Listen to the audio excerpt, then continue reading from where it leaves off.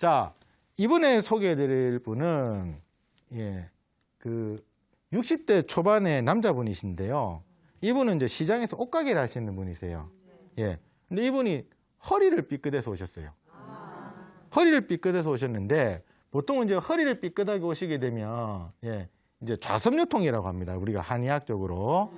뭐냐면 이제 무거운 걸 들다든지, 아니면 높은 곳에서 떨어졌다든지, 이렇게 했을 때 이제 허리가 접질리는 거죠. 허리 삐끗했다. 들어보셨죠? 그렇게 했을 때 나타나는 병인데, 증상이 이제 굽혔다 폈다 하기도 힘드시고, 그리고 이제 움직이면 통증이 좀 심해지시는 그런 증상을 호소하는 게 전형적인 좌섭요통입니다. 근데 이분의 증상은 좀 특이한데, 이분의 증상은 어떻게 특이하냐면, 앉았다 일어서면 못 일어설 정도의 통증을 느끼시고, 이제 아침에 누웠다가 일어설 때 똑바로 못 일어나신대요. 너무 아파서. 이게 어떻게 일어나겠습니까?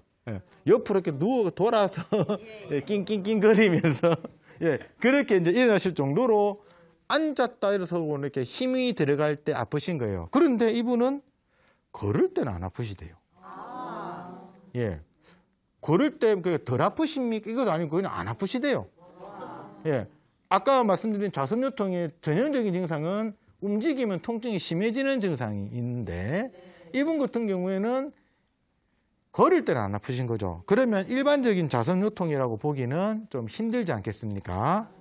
그래서 일단은 허리 쪽이니까 맥진을 하기 전에 엎드리기 위해서 이제 허리를 이제 압진을 했습니다.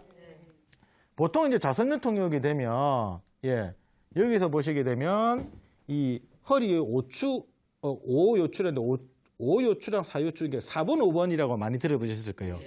이쪽에 허리를 눌렀을 때 압통점이 옵니다. 근데 이분은 해보니까 여기 1번, 2번, 여기서 위쪽이죠. 여기가 아프시고 아래쪽, 골반뼈라 그러죠.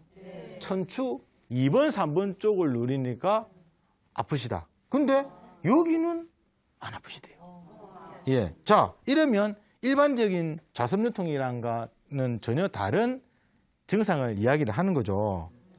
그래서 이제 그거는 좀 다르지 않나 싶어서 그러니까 맥진을 이제 다시 좀 찬찬히 봤습니다. 좌섭요통이 일반적인 건 아니다. 그러니까 맥진으로는 아래쪽으로는 힘이 많이 없으시고, 근데 신경성 맥이 잡히시더라고요. 그리고 위장 쪽의 맥이 상당히 약하게 계셨어요.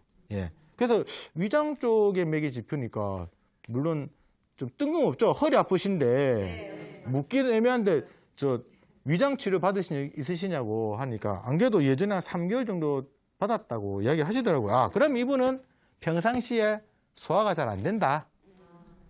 그래서 이제 다시 이제 엎드리게 해가지고 이제 어디를 누르냐면 이 척추뼈도 있습니다만 양옆에 근육이 긴 게 2개가 있는데 이걸 척추 기립근이라고 합니다. 그러니까 척추를 받쳐주는 근육이죠.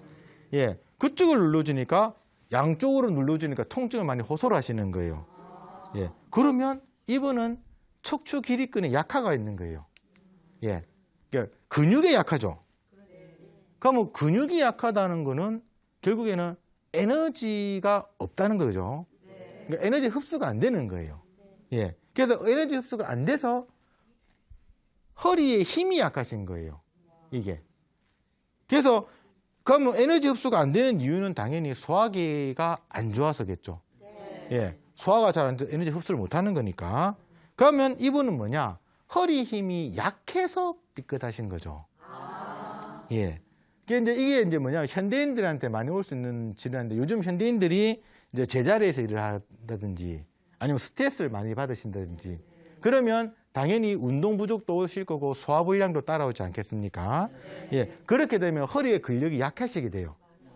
그러면서 이 약해지신 허리로 인해서 허리를 삐끗하신 거죠. 그래서 제가 무거운 거 들어서 삐끗한 건 아닌 것 같습니다. 얘기하니까 아니도 안 그래도 좀 그런 것 같다. 그렇게 이야기 하시더라고요. 그럼 뭐 이분은 결론적으로는 허리가 약하신 거죠. 그래서 이분은 허리 근육을 강화를 시켜줘야 돼요.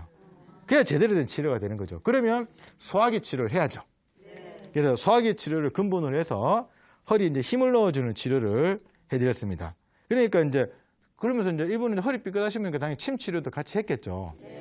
하니까 이제 근육의 이제 허리 근육의 긴장도 많이 풀어지면서 예, 허리 통증도 많이 잡혔는데 이분이 이제 허리에 힘을 주면 아직 통증이 남아 있는 거예요. 자, 왜 그러느냐? 힘을 주면 아프다는 거는 힘을 못 받는다는 거죠. 약하니까. 아직까지 근육의 약화가 덜 올라오신 거예요. 그래서 이제 이거는 결국에는 이제 소화기가 더 좋아지면 올라오니까 치료를 조금 더 꾸준하게 받아보십시오라고 이야기를 하는데 아니야 다를까 좀 더 받아보시더니 이제는 뭐 별 문제가 없다.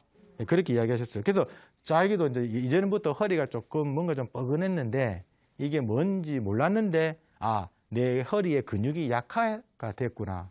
이렇게 이야기를 하셨습니다. 이상으로 이제 이런 같은 경우 보통 허리가 삐끗했다 이러면 단순하게 이제 좌석유통으로 보게 되는데 예, 증상을 조금 더 감별을 하게 돼가지고 일반적인 좌석유통과 다르고 허리가 약해서 허리가 삐끗한 증상으로 보고 치료를 해드린 사례를 말씀드렸습니다.